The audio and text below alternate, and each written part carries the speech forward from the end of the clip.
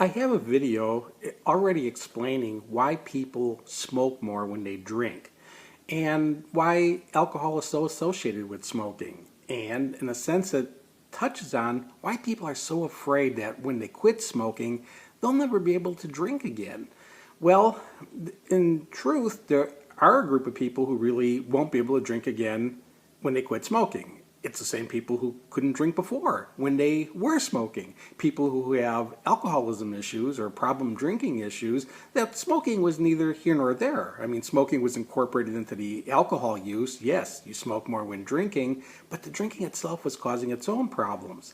But there's other groups of people when it comes to quitting smoking that have to think about their drinking and implications of how to do it if they're going to do it at all.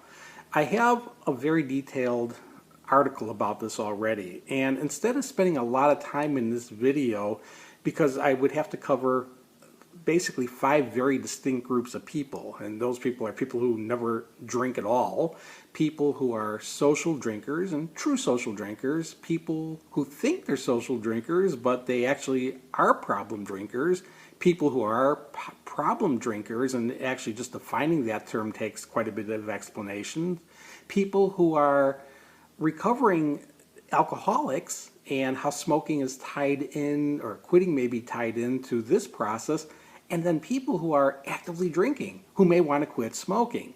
So I have an in-depth article about that, and because now we have the ability to put in links under the descriptions of the videos to specific articles, I'm really just going to use this video to introduce that article and tell you to go look at that article. I want to point out basically though, one of the primary premises I've always worked with is everything you do as a smoker, and I mean this, everything you ever do as a smoker, you can do as an ex-smoker.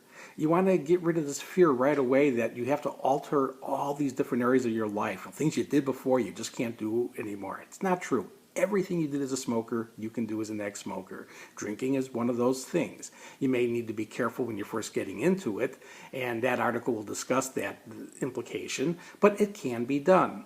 But on the same token, things you couldn't do before as a smoker, you still won't be able to do as an ex-smoker. And again, that comes into that area of someone who has a drinking problem.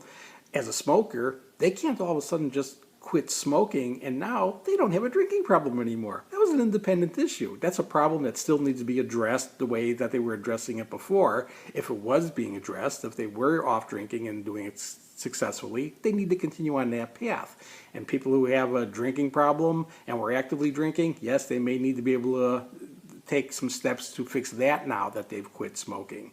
Bottom line is though, everything you did as a smoker you can do without smoking, and things you couldn't do before still may be at issue and may need to be addressed after you quit smoking too.